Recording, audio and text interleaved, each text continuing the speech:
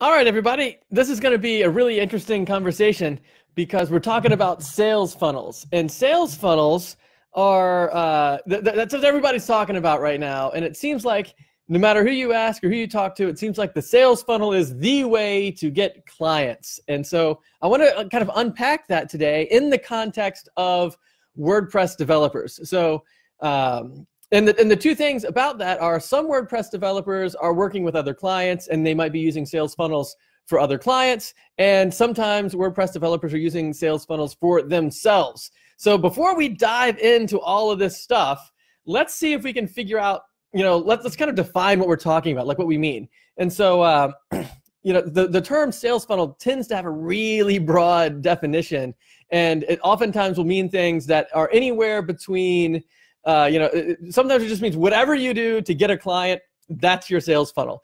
But that's not quite what I'm really talking about today. What I'm talking about is, what kind of process can you put in place to attract and win the clients that you want to be working with at the prices that you want to be charging? And is the stuff that you can do, like, can you set up a sequence of events online to attract clients into your business like that? And what can you do for your clients too? Like, can you set up things in similar fashion for your clients? So we're going to go over three things. We're going to go over like sales funnel basics today. Then we're going to kind of talk about like a common and really effective use of sales funnels. And then the third thing is, when is it a bad idea to use a sales funnel and why?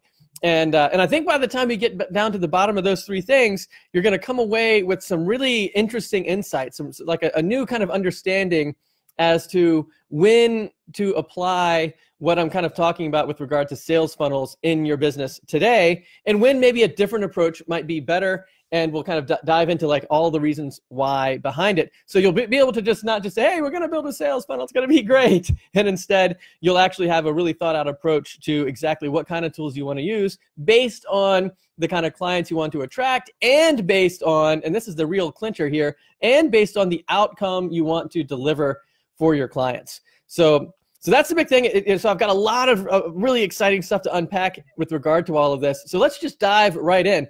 Oh, before we do, if you're here and you want to just say hi or boop and give me a high five, something like that, that's really cool. It's awesome to see who's available, and just stick a little note over on that side over there.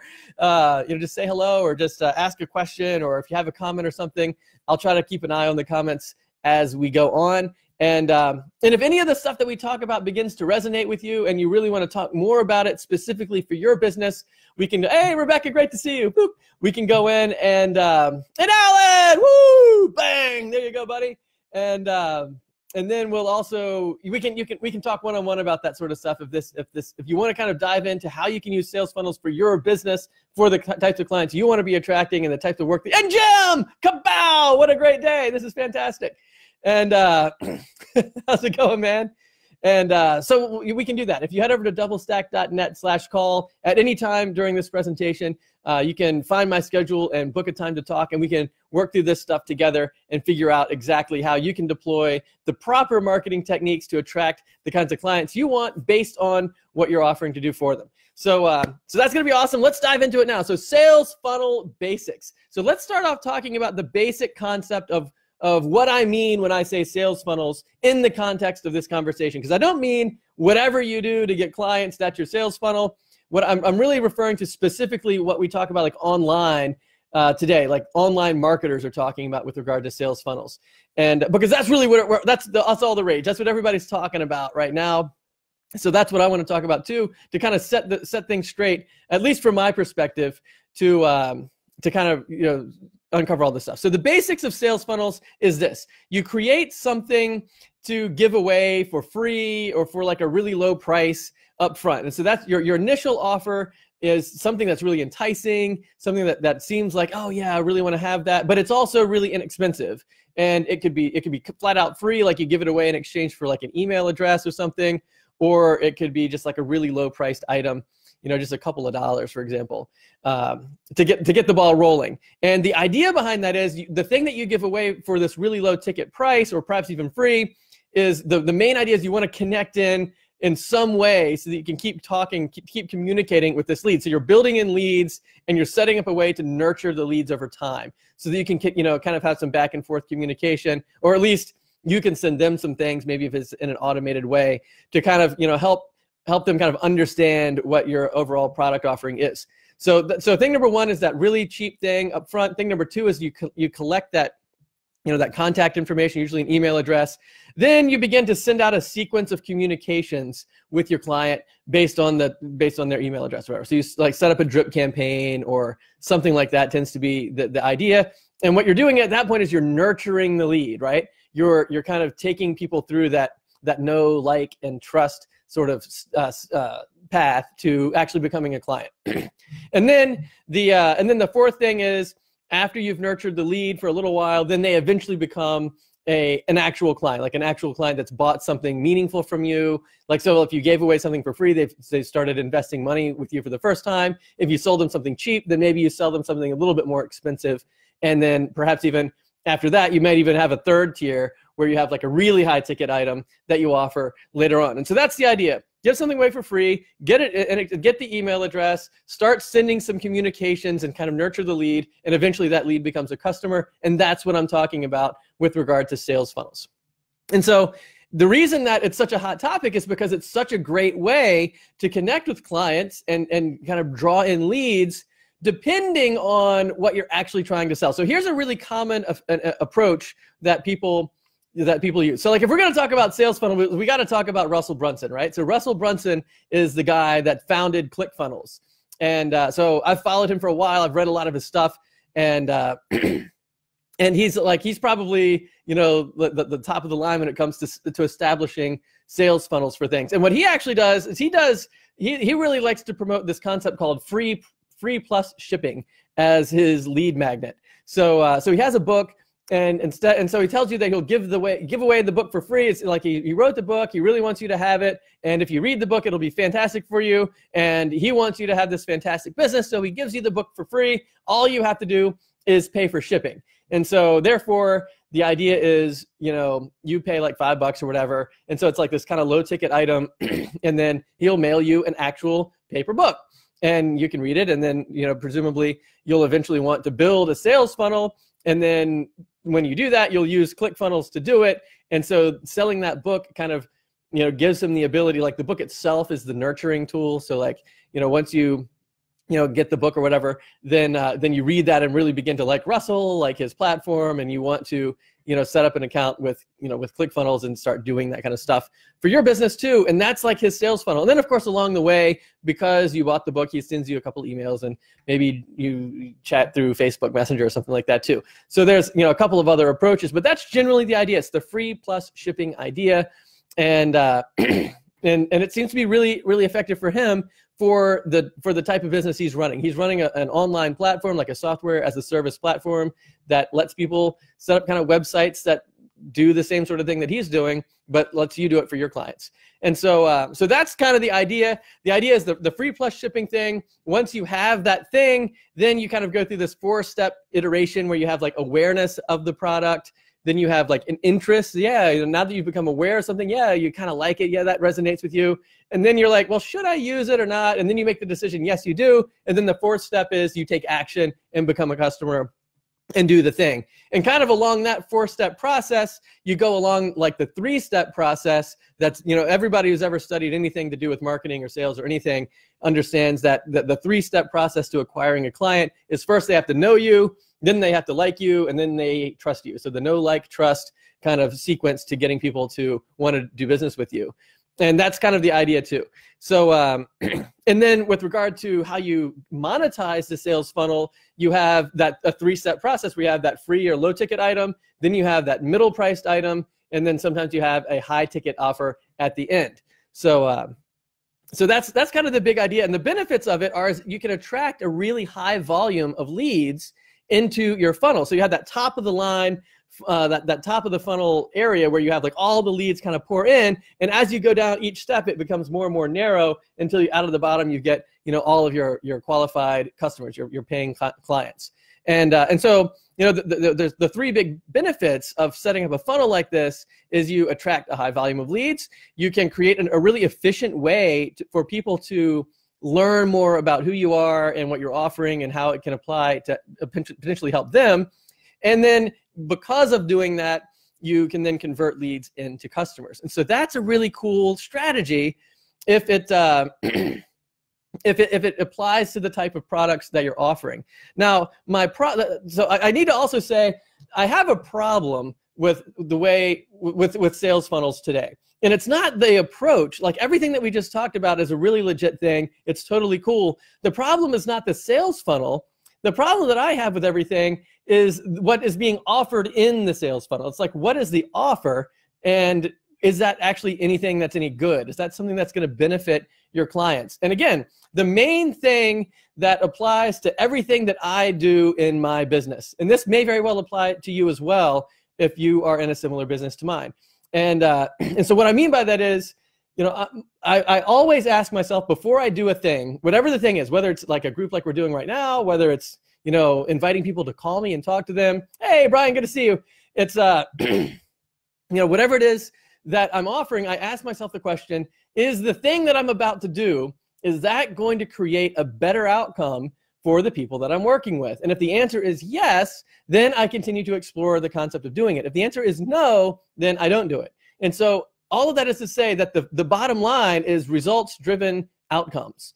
And that's where I have the problem with so many things that are offered in sales funnels today. Because you begin to see that, you know, people have an ebook or a course or a software as a service platform or a collection of tools or, you know, whatever it might be. And oftentimes that information isn't actually going to solve the problem of the people they're targeting with their marketing. And that's where it really just rubs me the wrong way so many times. And so I want to dive into that and talk a little bit about what's wrong with sales funnels for attracting clients for WordPress developers. So like if you're in this group and you want to be working with other local businesses or other small businesses to try to help them grow their business, to try to help them scale, to try to help them introduce additional revenue streams, get more calls, get more leads, get more customers, you know, get the customers they have to come back more often. You know, all of these are things that businesses want. Those are the goals. Those are the results or the outcomes that you really want to be driving for your clients. And if you can drive those types of results, then that's a fantastic thing. And most people are not able to they're not really thinking about it in that way. Most people have what I commonly refer to as service-driven marketing, where they can do a lot of different services, and then they go out to their clients and then say, look at all the services I can do. Which of these services would you like?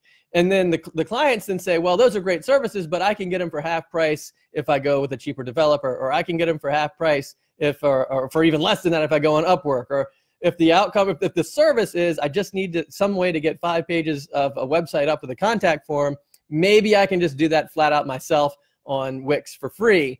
And for that reason, all the prices are getting driven down so far because everyone's focusing on the services.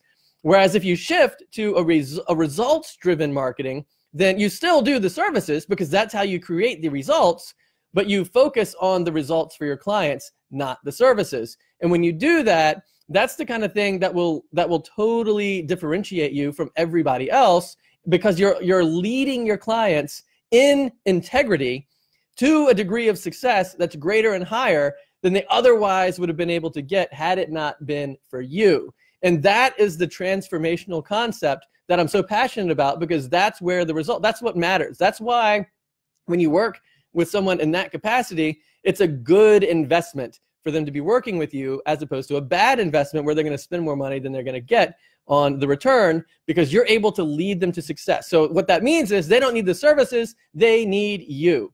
And that's a really big difference from what everyone else is doing. So let's with that in mind, let me tell you how sales funnels plays a role in that sort of a context.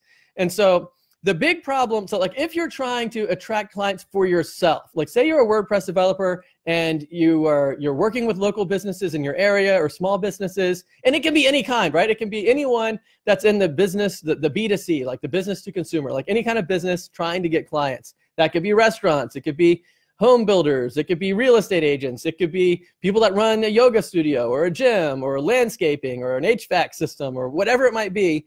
Doggy daycare. I talked to someone this morning about that, running a dog kennel. All of those types of businesses are businesses trying to get more clients. And so if that's who you're working with, and that's the type of client you want to attract, let's talk about how sales funnels play a role in that type of a business, and then you can see if you feel like this kind of applies to you.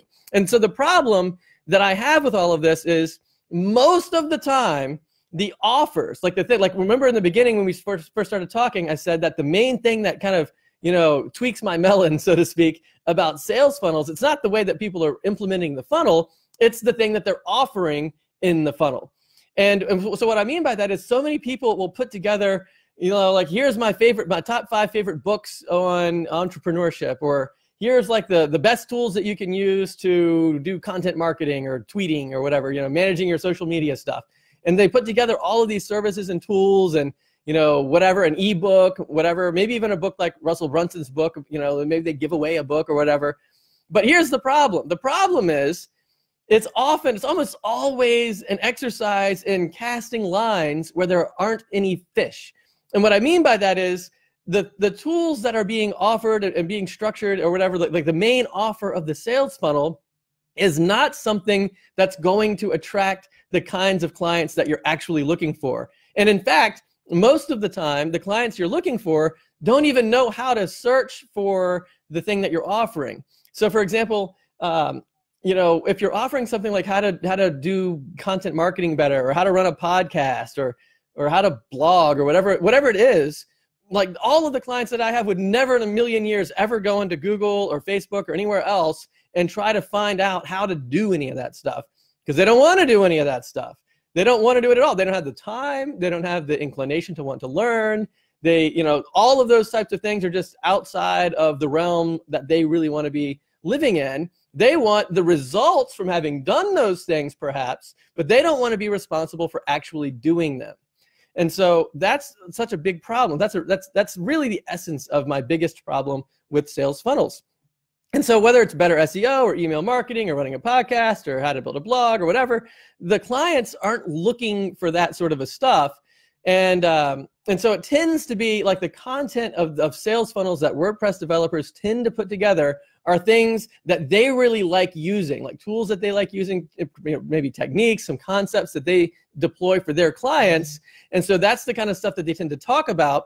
But the issue is your client does not want to start having a business like yours. They want to hire your business to help them build their business. So you guys do 2 separate things. And that's kind of the issue. And kind of stepping into, like, there's basically 3 issues that I have about what's wrong with using sales funnels for WordPress developers. And that kind of leads to issue number 2. Issue number 1 is you're casting lines where there are no fish, meaning that you're offering things that your clients would never find because they're not looking for them.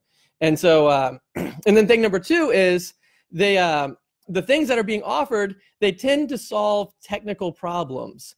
They don't tend to solve business problems. They tend to solve the implementation of something that could potentially have a business result or an outcome associated with it. But the thing itself is the solving a technical issue. Even people, like I've talked to some people that like to set up, like a do-it-yourself WordPress lessons or whatever. Like if you want to build a WordPress site, let me show you how to do it or whatever. Or if whatever the technical thing is, people will like show them how to do it or how to deal with social media better or whatever.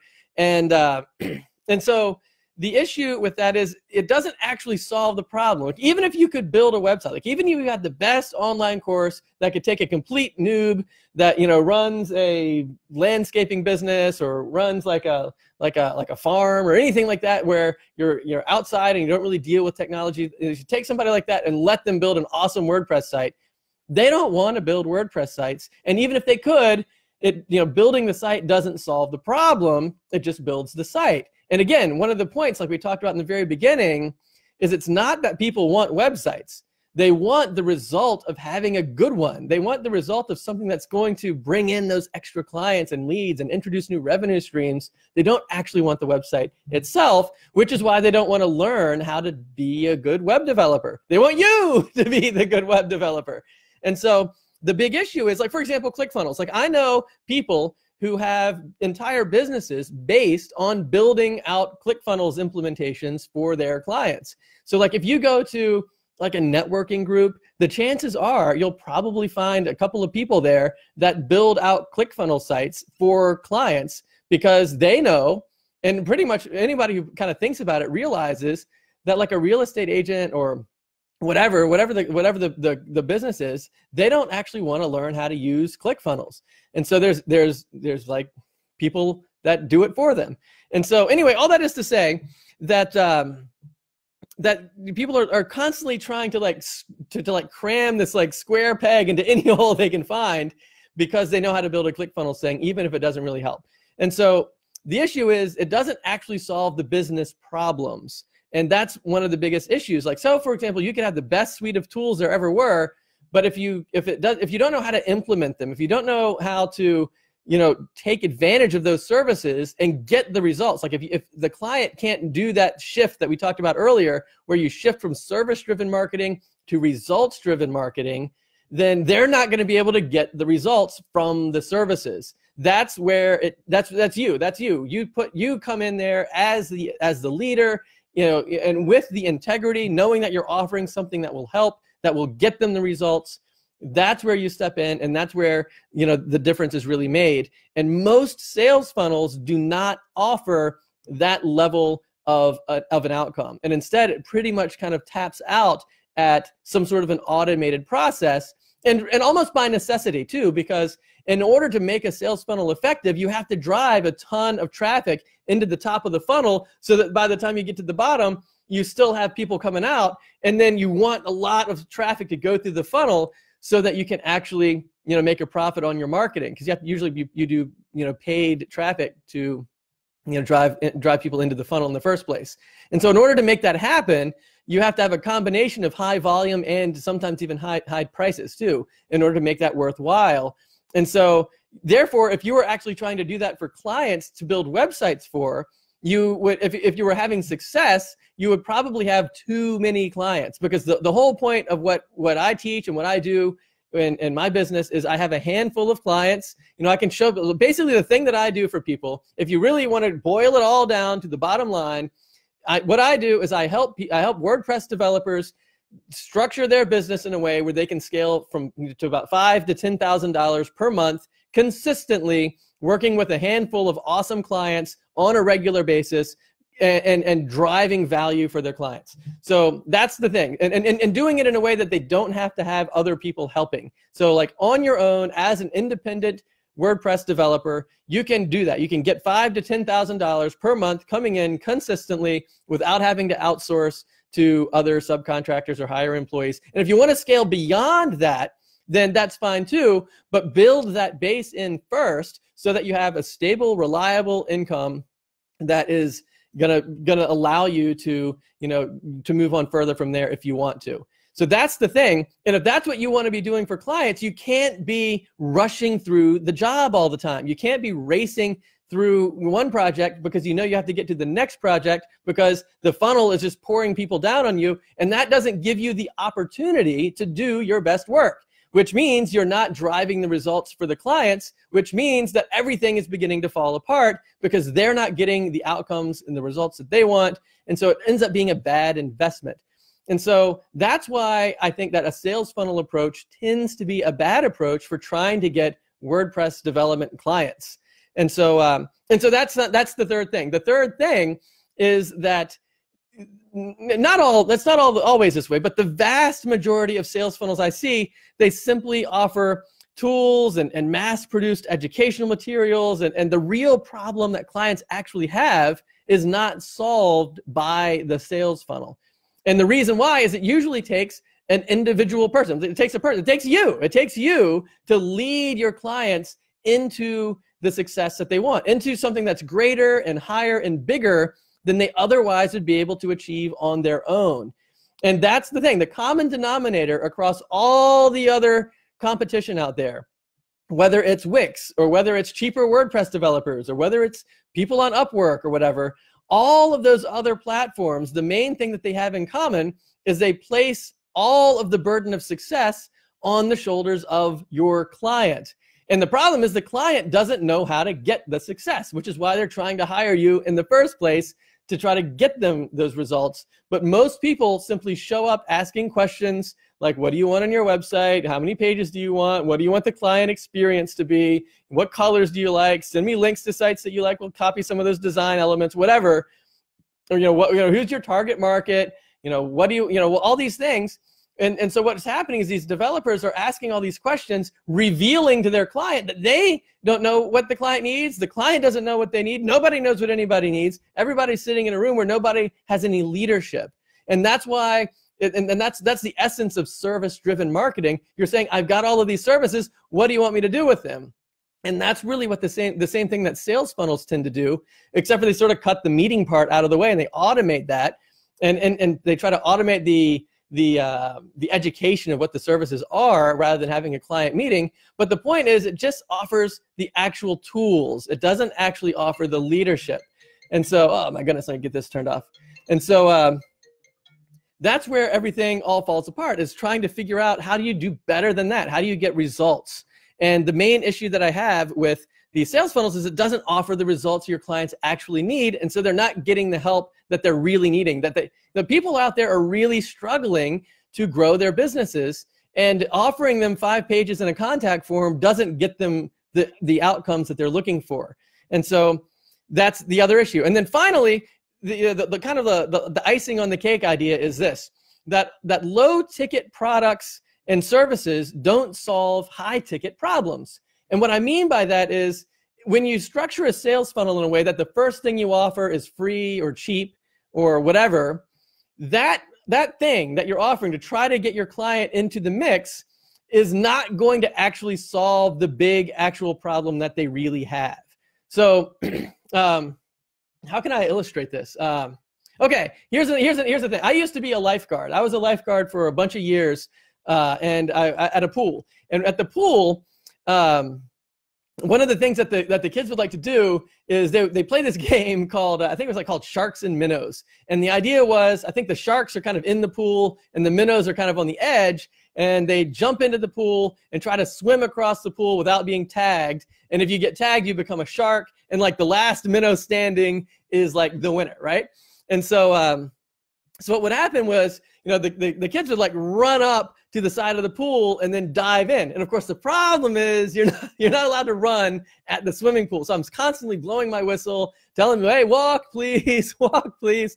And so we had this rule where you were allowed to take 3 steps as your running approach.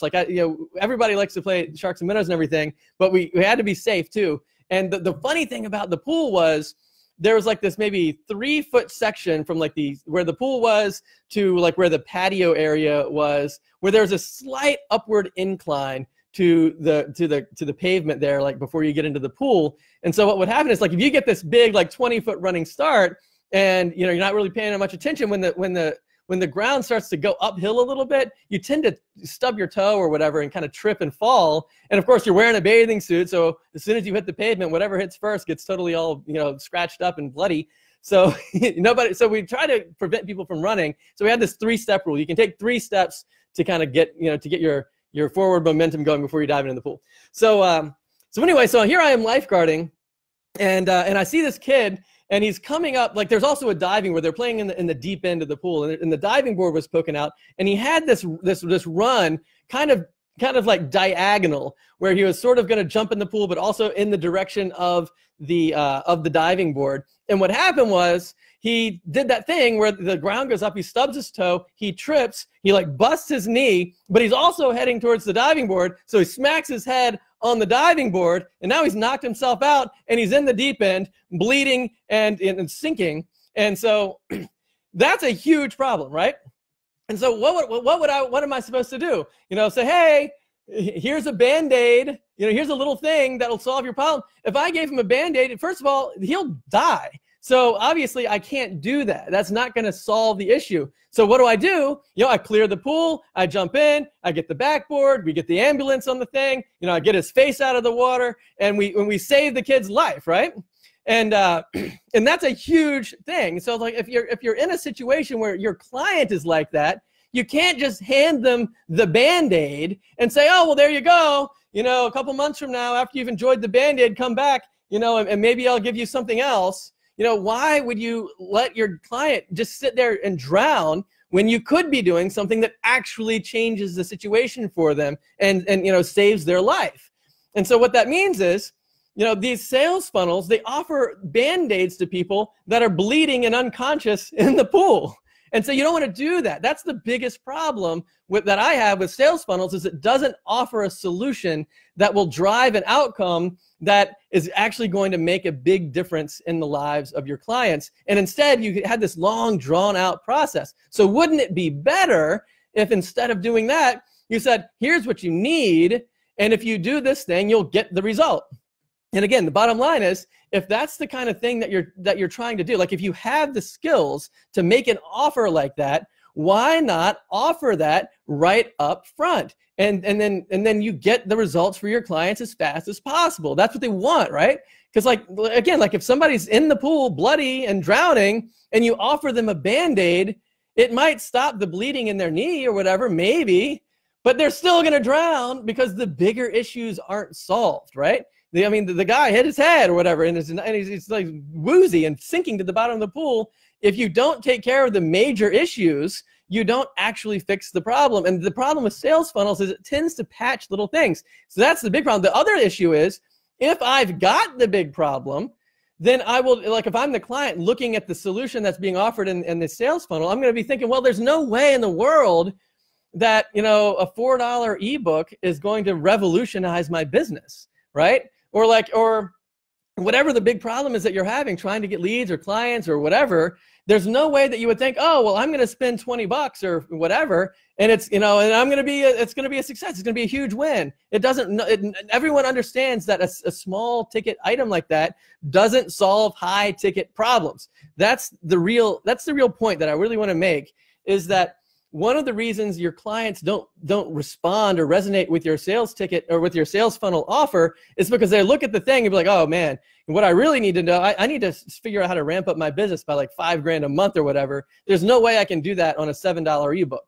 And so they're thinking that, you don't understand me, this doesn't apply to me. How do you know what I want? You don't know me. And if you did, you wouldn't be offering me this $7 fix for, a $5,000 problem. And so that's kind of the issue.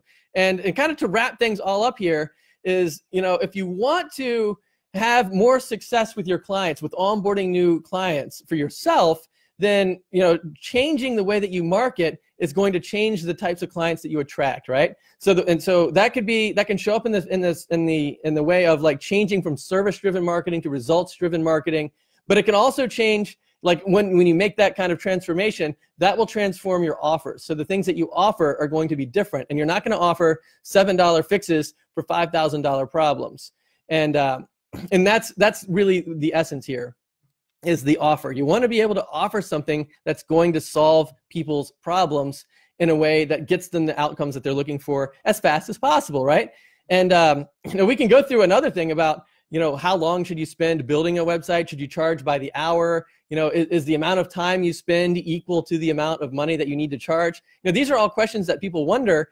But really, again, if you're focusing on the result, if you're focusing on the outcome, the time is much, much less important. So for example, I remember I was given a presentation before last summer, and they're like, hey, if the air conditioning goes out, and then you call someone and say, the air conditioner's out at my house. It's summer. It's really hot. What can you come over and fix my air conditioner? If I had one person come over and say, oh yeah, okay, here's what I'll do, and then you lay out this detailed plan and all these things that you're going to do to rebuild a whole air conditioner. It's going to take 3 months to do it, and at the end of the day, you're going to have this shiny, awesome air conditioner with all fresh parts and everything's awesome.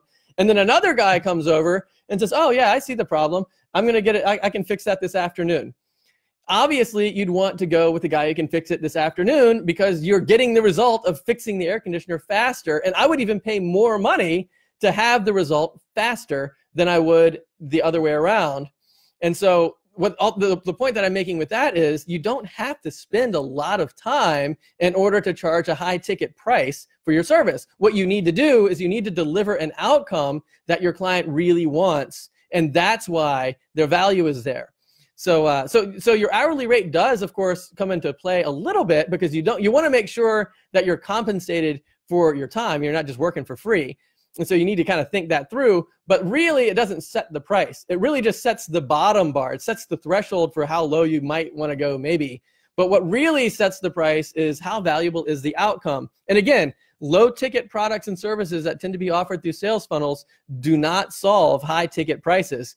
And for all the reasons we just finished talking about. So if you feel like this is kind of making sense, like if you understand that how the kinds of clients that we're trying to attract don't really resonate all that well with sales funnels, that doesn't mean that sales funnels are completely out of the mix for all reasons. Like if you're working with a client who sells a book, for example, or if you're working with like a dietitian who could potentially benefit from setting up an online funnel to sort of segment their audience to figure out if it's a weight loss client or a gluten sensitivity person or diabetic issues, trying to figure out what kinds of dietary issues the audience has in order to be able to offer more effective solutions to them. Sales funnels are a really good approach for that. And so I'm not squashing the concept of sales funnels. That's a really, really good idea. But the problem is it's not a good idea all the time for everybody. And for WordPress developers trying to attract businesses that they can help, it tends to not be an effective thing. The way that I see it implemented, again, it's all about the offer, not so much about the approach. Now, all that is to say, if you want to do an online onboarding experience, like create a sales funnel for the types of clients that you want to work with, there's totally things that you can do. Like here's just a quick one. What if you go to like a business networking meeting of some sort, right? Or like how many times have you been out and about and you start talking about your business with somebody and they're like, hey, do you have a business card? Hand me a business card. And so, yeah, you're like, okay. And so you pull out your business card and you exchange cards. And then of course, nobody ever hears anything from anybody ever again because people lose the cards. They don't think about it. There's so many other people walking around at networking events that you just kind of forget who said what to whom, whatever. And so it all just becomes a mess. And the response rate on handing someone a business card is pretty low. It's not zero, but it's pretty low. And so wouldn't it be better if you said, if you start telling someone about what your offer is, you find somebody who your offer actually applies to, tell them what it is, and then say, hey, can I get your business card? Let me follow up with you. And then what you do is you take there and say, hey, can I send you an email about what we were talking about so we can follow up later on when you have more time to talk in depth about your business. And then they would say, yeah, sounds great. And then what you do is you create a sales funnel for yourself, but the top of the funnel thing is people that you meet face to face. So you already have that initial know in the know, like, trust sequence kind of taken care of because you just met them at the networking event or whatever. And then you set them up on a drip campaign through email and you offer, send maybe 2 or 3 emails over the course of a week or so, explaining what you talked about in person, inviting them to talk to you in more detail, all of these types of things to kind of get them back in touch with you. And you're going to find that you have a much better response rate if you do something like that, as opposed to just handing someone a business card and hoping for the best. But then again, it's all about the offer. And if you're offering services like, let me build a better website for you, let me do social media marketing for you, let me do graphic design work for you, let me improve your brand or whatever, that's not going to work. I don't care if it's a sales funnel. I don't care if it's that business card thing we just talked about or a face-to-face meeting. You're not going to be able to charge a high ticket price for that stuff because they're going to say, why don't I just go to 99 Designs? Or why don't I just do whatever? Whatever that service is, there's always going to be a place where they can get it for half price or less. And so when you focus on offering services, you're going to find that the price of those services is going to continue to get lower and lower. And that's why if you've been doing this for a while, this is the kind of thing you've been doing for, a couple of years, 5 years or whatever or more. I think you might find that what used to work back then, you still keep doing that same thing today, but it's not working today. And there you go. That's the reason why. It's because there's so many other ways to get those same services that now you really need to focus on the outcome of doing those services. That's the results. So if you want help figuring out how to structure that, so how you can actually go out to clients and make an offer that is that high ticket offer. So if you can structure a high ticket item to solve a high ticket problem, right? So that's the issue. It's like to be able to communicate that to your clients. And here's the other thing. Can you do it in a way that doesn't irritate people all the time? So you're not selling things to people. And instead, you're actually just serving. You're trying to offer something that can help. If they say yes, great. If they say no, So what? That's you can still be friends, right? It's not a high pressure thing. It's not like the Amway thing. It's not like the multi-level marketing thing where everybody burns through all their friends because nobody wants to be with them anymore because if you don't buy my essential oils or whatever, then all bets are off. We're never going to talk. So if you want to have a way to structure your offer and the way that you present it in a way that actually connects with your clients so they see the value, let's talk about doing that. And so, that's what I offer my time for. So if that's the kind of thing that you want to do, head over to doublestack.net/call and let's talk one-on-one so we can figure out, okay, well, who are the people that you work with? Like, who is your market? And out of that market, who are the people that you want to be working with in that? Because it's not going to be everybody. There's going to be toxic clients that you want to try to avoid and things like that, even though they're in your ideal market. So how do you figure out what your market is? How do you figure out who your ideal clients are? How do you figure out what pricing to charge? And how do you communicate that in a way that gives you enough money coming in so that you can have the opportunity to work with your clients in a way that drives the outcomes that they're really looking for? So that's really the essence. And if you do that, you'll find that you can run your own business making $5,000 to $10,000 per month consistently, working with a handful of clients on an ongoing basis, which gives you the opportunity to drive the results that they're looking for while also making a lot of money for yourself. So it's really a win straight on down the line when you do it that way. And of course, the opposite way, where you're just trying to sell cheap $1,000 sites, once a week to people, or you have these cheap sales funnel offers where you flood yourself with too many leads that you can't actually deliver results for.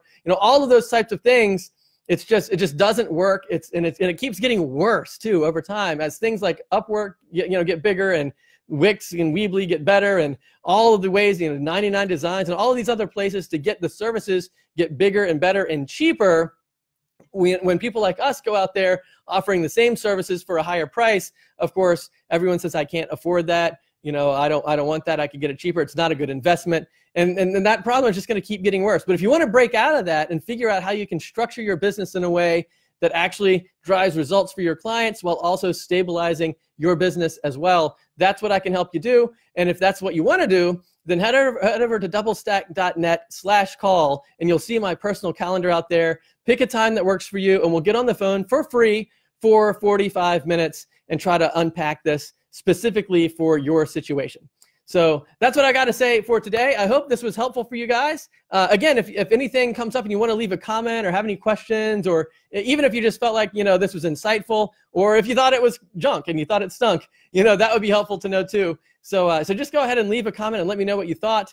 And then we'll get together again on Thursday. So we do these training sessions on Tuesdays and Thursdays twice a week here in the group. So again, it's really, really helpful if you guys could just say something in the comments to even if it's just to let me know that you're here and who's showing up. I love to get to know you guys, and that's a good way to do it. And I'll keep my eye on the comments throughout the week as well.